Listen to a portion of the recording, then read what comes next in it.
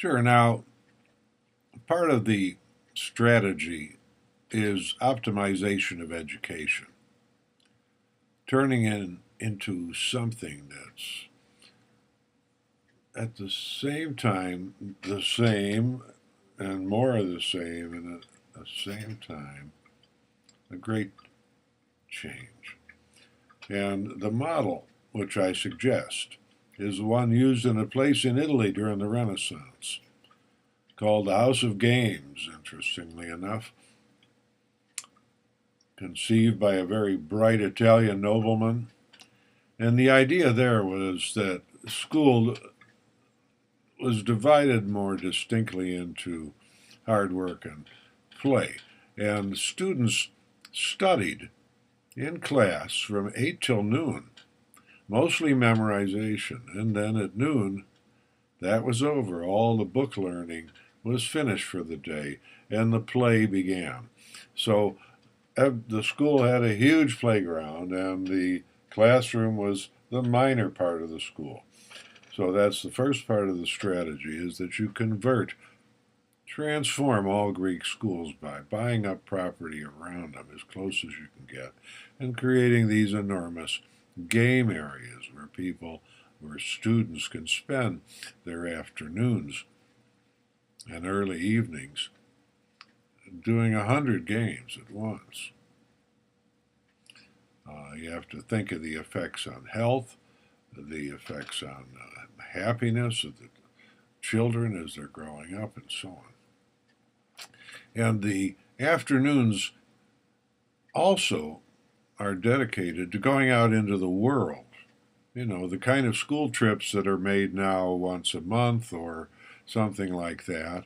In the optimized system, in this strategy, they'll be daily, twice daily in the afternoon, always voluntary, but students will be taken everywhere all the time, out of the building itself, into the city and the county and the state where they live.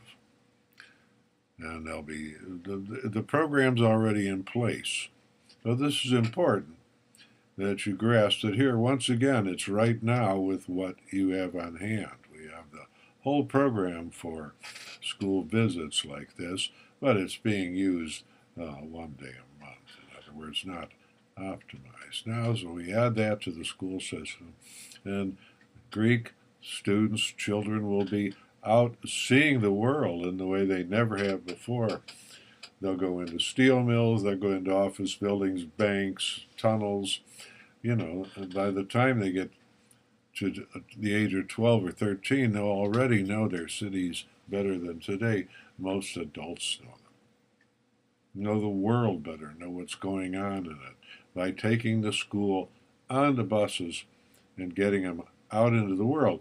Not a new idea, an idea that in Greece will be optimized in this optimization of the school system. Now, it doesn't stop there either, because in the evening the school continues,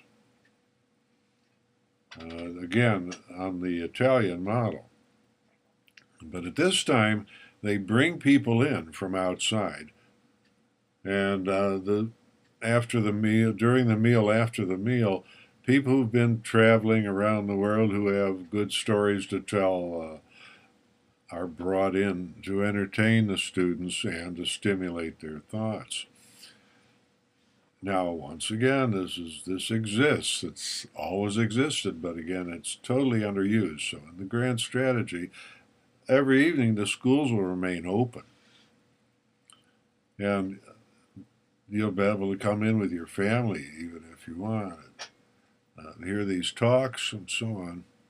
And these people brought in from outside to instruct and entertain the students. So school will be more of a family matter. The parents will be welcome to the school at this time of the evening, and it also serves as turning the schools, which we already have, and now again this transformation right now with what we have on hand, we're now also turning them besides being educational, they've turned into a kind of a social nexus for parents, children, teachers, and so on. And something to replace sitting in front of the TV or sitting in front of the internet all evening long. So you see, with small adjustments, and this is the whole idea of the strategy, it's not a plan. Moves that can be put into place immediately. And with small adjustments like these I've just mentioned, you've changed education so much for the better that it's hardly recognizable. And yet you've maintained your teaching staff, you've maintained your teaching grounds, physical grounds, plants, all that. You've expanded them a bit as much as possible by creating large playgrounds nearby or knocking down a few buildings if you have to do it. But the point is, this can all be done overnight. Thus, you can transform education into a much more beautiful thing in Greece overnight if you apply just this little end or edge of the strategy. And I hope, my dear Greek friends, dear citizens of Greece, I hope you'll put this strategy into reality somehow. All I can do, I'm just a theoretician, an architect. I can just show you the strategy, and now it's up to people who are active in politics to do something with it.